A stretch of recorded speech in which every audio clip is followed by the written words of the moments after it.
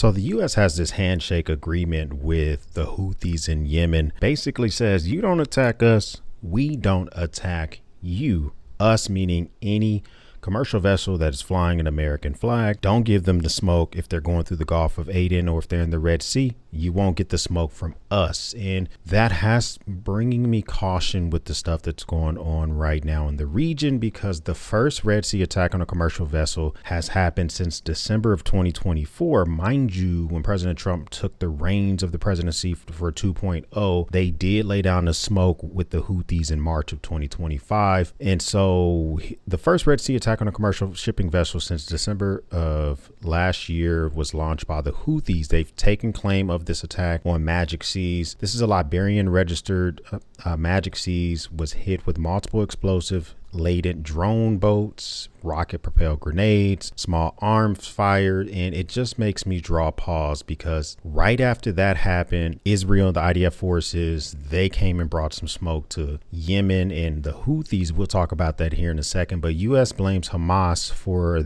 an attack that hurt 2 American U.S. aid workers in Gaza. Now, here's the thing. Since Israel started the bombardment of Gaza after the attack in late October of 2023, the Houthis have been coming after Israel, and they're basically saying, we won't stop attacking Israel until you stop the blockade of Gaza and Palestine and stop attacking Hamas. Hamas is the homie. Okay, we don't like the Hamas is the homie, but for the Houthis, the Hamas is the homie. They keep throwing stuff, lobbing stuff at Israel on behalf of Hamas, and that they're saying that their attack on this vessel here is because this vessel entered the blockade area that they weren't supposed to. I don't know the validity of that, but they're claiming that they did the damn thing. And so what does it mean? I think that this puts a crack in the U.S. Houthi ceasefire deal, and that makes me concerned for SHTF when it comes to my stuff. Let me land the plane. Ever since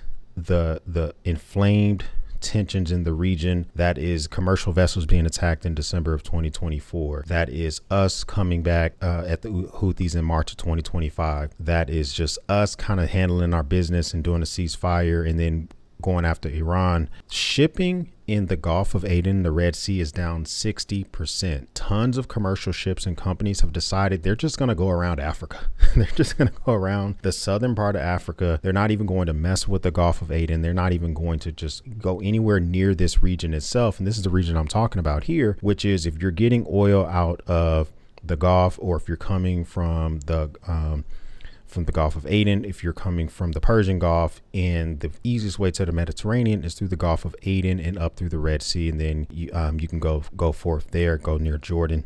But the thing is that a lot of commercial vessels, upwards of 60%, have stopped going this route because of the conflict in the region. That has already made our prices go up for some things. So coupled with less commercial shipping going through that, taking longer to get stuff, plus tariffs, we're already starting to pay more for our prep gear, our EDC gear, tech, all sorts of stuff. I mean, the price of cameras that I use for this channel already up. Some of the survival gear that I'm pricing and getting ready for you guys to show all the time, I'm like, man, that was cheaper. And I look to see where it's coming from, and it makes sense why this overall the prices are going up. So the U.S. Houthi ceasefire deal, I think it does have a crack put into it. Now, they being the Houthis, have not done any attack on our vessels in the Red Sea since this handshake agreement. But it's a handshake agreement. Right after the handshake agreement, they, being the Houthis, saying that you guys wanted this agreement, we didn't want this agreement, and they kind of to start downplaying it. They make it seem like it wasn't that big of a deal, and it just, I don't know, it leads me to believe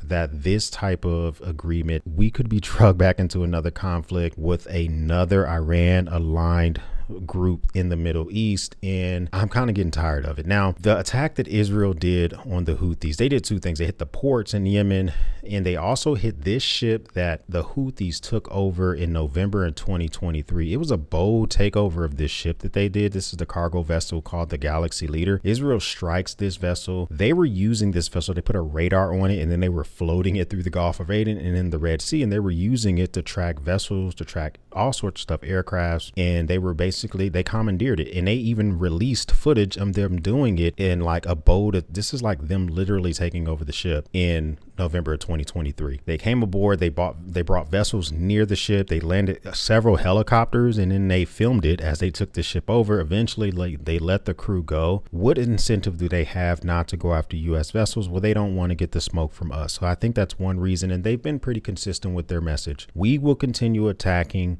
until Israel stops the blockade and the bombardment of Hamas and of the Palestinian state. They've been pretty consistent with that message, although they were attacking our vessels in late 2024. That's what led us to give them the smoke in early 2025. I'm just nervous we are brought back into another conflict in the region on behalf of Israel, and I just do not want that to happen again. Houthis claim attack on the ship now sinking in the Red Sea. That Magic Sea ship, they are now claiming that they did it. They said they sent drones via ships. They hit them with a couple of rockets. They hit them with multiple devices, and now the ship itself was on fire and it's taking on water, and they're expecting it to sink anytime in the Red Sea. So this one is the vessel itself is a Liberian registered vessel. The Houthis know what vessels are which, but it just takes one misfired rocket, one drone going awry. We're still sending commercial vessels through this region itself. We're still sending vessels through the Red Sea. We're going near Eritrea, Djibouti.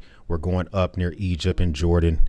And so what does that mean for us? I'm so exhausted when it comes to conflicts in this region, and all I can think about is every time something like this happens, is things going to affect the cost of stuff for me here? Do I need to think about protecting myself even further when it comes to aligned groups here in the States?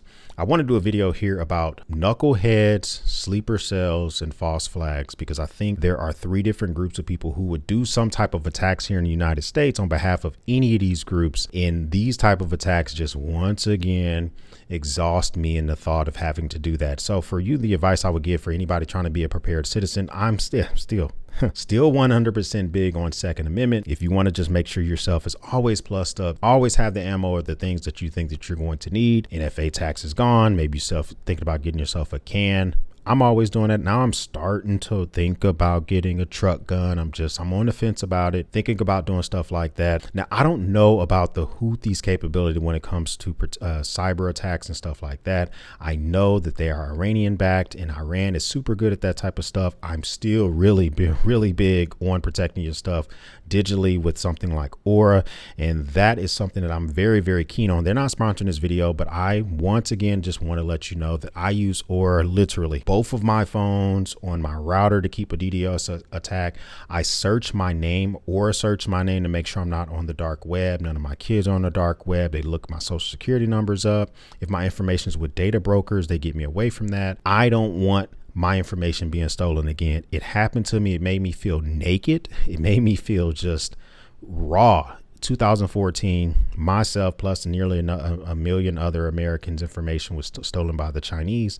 Now I'm always thinking about my information in those digital streets. That's the second thing I would recommend. And then because the 60% drop in commercial vessels going through this region, I would highly recommend that you closely monitor as we go through these summer months.